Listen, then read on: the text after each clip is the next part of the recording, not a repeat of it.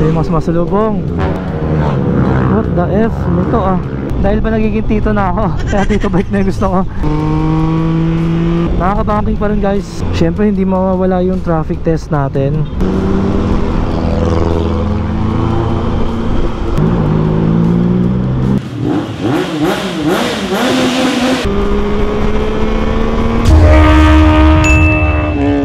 Meron siyang DRL dito.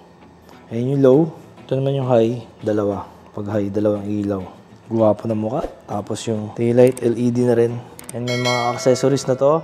Meron na siyang gold runway na aux lights, crash guard, upper and lower, GB Racing engine guards, Triumph original side panniers, Akrapovic exhaust with resonator, kaya tahimik siya. Top box bracket na rin to. Meron na rin lagayan ng tank bag. Meron na rin tong quick shifter with auto blip. Pero ito accessories to. Nasa mga 26,000 to sa Triumph. So optional accessories. Pwede mong ipadagdag. So meron na rin itong loud horn. Nilagyan na lang. Aftermarket loud horn. So maganda rito, yung susi natin sa motor, sa ignition, ito rin yung same key para sa box. So malinis. Isang susi lang dadalhin nyo. Yan yung kagandahan ng OEM. Tapos quick release din to. Hihilayan mo lang dito. Ayan naman yung panel niya. So iba siya dun sa Trident. Yung kasi pabilog. Ito naman medyo naging parang oval shape siya. Pero same yung display nila. Hindi yung mga nakalagay sa Triumph Trident.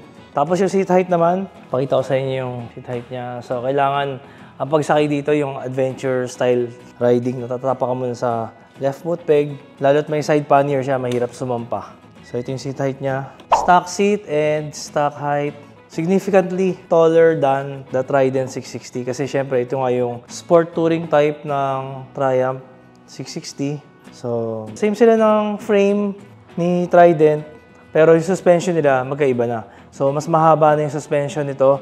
So long travel suspension means taller seat height. So yan. So medyo kung mga ano ka, kung mga 5'6" and below, medyo tiptoe ka talaga dito. Pero okay lang naman, sanayin lang naman. Kaya naman. Yan. Height nga pala natin is almost 5'5".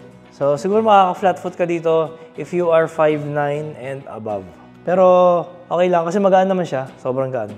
Kaya okay lang din na mataas. Kasi kagandahan naman ng mataas is makiklear mo yung mga humps, yung mga lubak. So pwede kang mag-light off-roading dito. Pwede kang tumawid ng ilog. Huwag sobrang lalim ng ilog.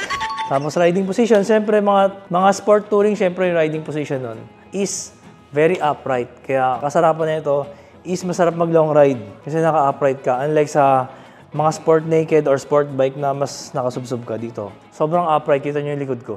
Nakasagad ako sa likod pero upright pa rin ako. So maganda yung placement ng handlebar niya, mataas, tsaka malapit sa rider. Pakiramdam ng passenger. So nakiklear naman yung side pannier, kaya lang dikit na dikit sa binti. So pag malaki yung binti mo, dikit yung side pannier. Pero okay lang din naman.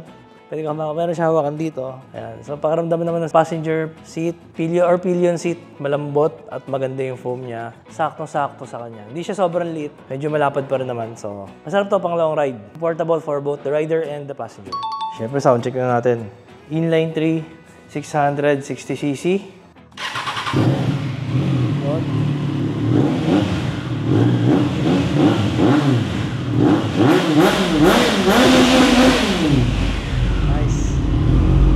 Hi guys, ito na yung ating first ride dito sa 2024 Triumph Tiger Sport 660.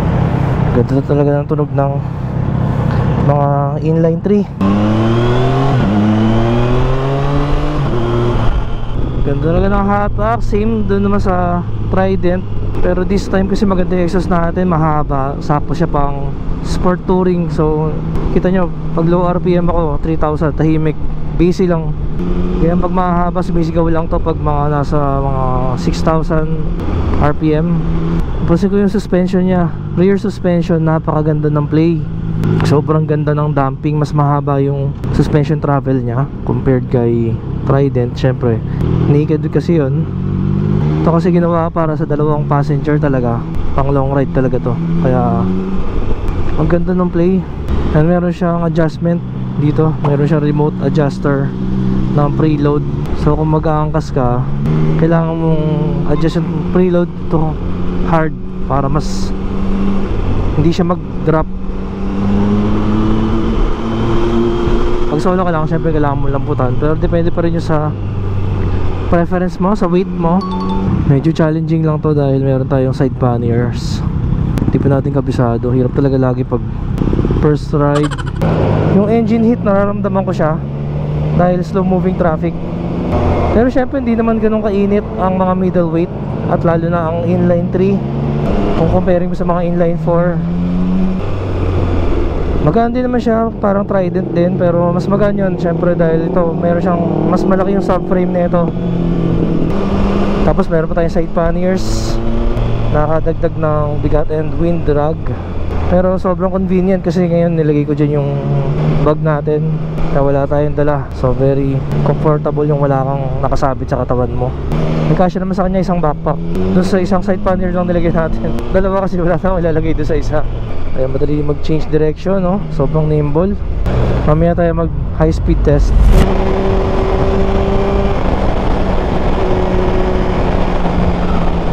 Alright, so ito yung first twisties natin with Triumph Tiger 660. Subukan natin kung pwede siyang i-banking at kung maganda ba siya i-banking. Gulong natin Michelin Dual Sport. Okay naman, no? Makapit. Medyo malambot lang yung suspension. Tinigasan ko na to, kulang pa yata sa lambot ay sa tigas. Yan, yan. So mga 4 clicks ang ginawa ko para tumigas yung suspension. Kasi ginawa siya for comfort. Pero yung kagandahan ng mga sport touring, pwede mo silang i-banking. Made for on-road adventure.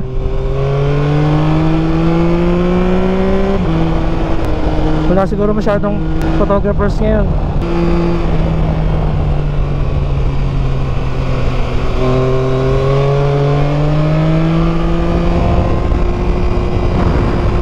So, meron naman kahit paano, no? Sarap din banking, guys. Smooth. Sobrang suabe. Ayos dito. Cafe High Clouds. Subukan natin dito. So dami na naglabasan dito na kainan sa Marilaki. May konting off-road. Sakto-sakto naka-adventure bike eh.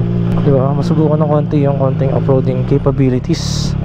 Okay, so pag-akit mo, may hagdanan pa ulit. So maganda pang park doon sa may lilim. Dito na lang tayo. So ganito pag open nito, luggage, pihit, angat. Yun. So malaki yung storage niya, guys. Ito na ulit, off-road test. Ay sa gilid. Alalay rear brake. Maganda yung preno. Kapit na kapit.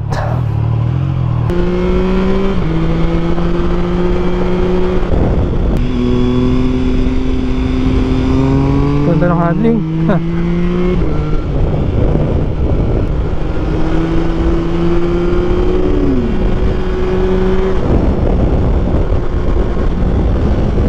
Pero ito, ang ganda ng handling niya. Speaking of handling, oh,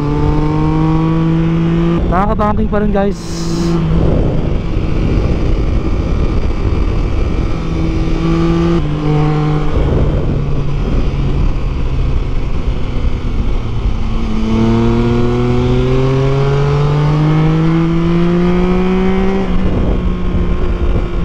Ganda mag-hang off, malambot yung seat kasi.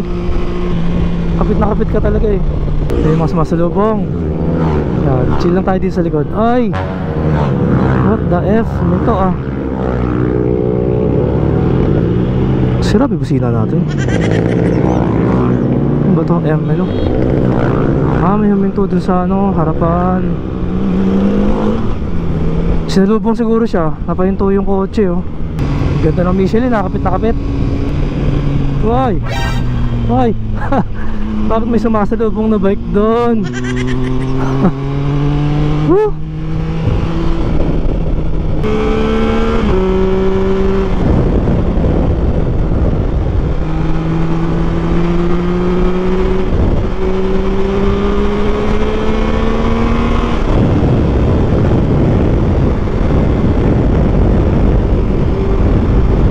So ito guys yung advantage ng may side panniers. So ito yung pinag-shopping natin sa Imprint Customs. Nandito tayo sa Imprint Customs sa may Antipolo bago magtanay. Hot lang yan. Yun, auto open. So lagyan natin dito. Meron siyang garter para hindi kakulog-kulog yung luggage. Yun, di ba?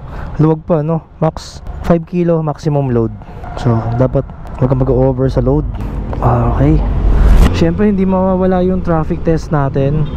And right now, meron tayong side panniers. Tignan natin kung gaano ka dali or kahirap kapag merong side panniers during traffic.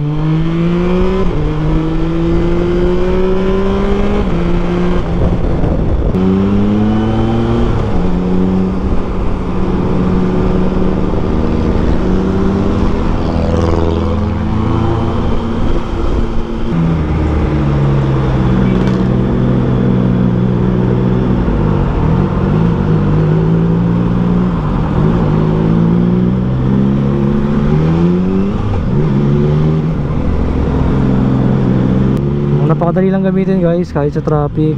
Medyo nailang lang ako sa side panniers. Ayoko kasi sumabit. Kaya ingat lang tayo. Hindi tayo masyadong nagdidikit sa mga sasakyan. Pero napakaganda magkaroon nitong side pannier kasi very sturdy, wala siyang kalog. Unlike sa mga top box, pag nalulubak ka meron siyang kalog. And yun nga, top heavy yun. Ito, parang wala nagbago sa handling. First time ko nagkaroon ng motor at nag-drive ng motor lalo sa twisties na may side pannier. Eh nang kala ko mahirap, yung pala okay naman, madali naman. Lalo ito kasi plastic yung side panniers niya, kaya hindi siya sobrang bigat. Siguro pag alloy, yung mga kagaya nakalagay sa mga GS, yun talaga mabigat yun eh.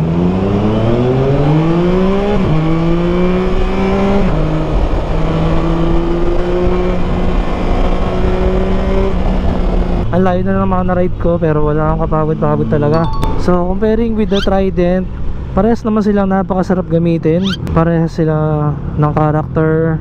Pero itong Tiger 660 ay more focused on long rides. Kaya naman kapag sport touring ka na, meron kang advantages, mas relax ka sa long ride. Pero ang disadvantage naman nun is heavier, longer, and mas mahal ang SRP. So kung ako yung tatanungin nyo, kung gusto mo ng compact, lightweight, and all around bike, okay na sa akin yung Trident 660. Pero kung gusto ko ng pang long ride at pang all around pero mas priority ko ang mag back ride, ito na pipiliin ko, Tiger 660. Kasi mas malaki yung angkasan niya, mas comfortable si OBR dito. Pag nga lang mas mahal pero worth it naman. Yung presence mo pag malaki yung bike mo, di ba? Mas pansinin ka sa kalsada. Tapos meron kang windscreen protection sa mga expressway. Kung hindi lahat ng mga insekto diretso sa mukha mo, diretso sa katawan mo. Pati na yung bangga ng hangin. So mas relax ka dito. So mas masarap to pang super long distance riding. Eh kung urban commute naman, hindi ka masyado mag-expressway, more on short burst riding ka or marilake, okay na yung Trident. So magkaiba sila ng purpose. So depende na sa'yo kung alin doon ang trip mo.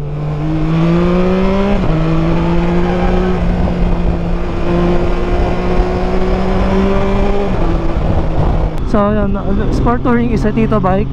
Wala ka nang pakialam sa sabihin na ibang tao. Basta gusto mo yung comfort mo, top notch comfort. So pero yun, usong-uso na yung mga sport touring, mga adventure bike.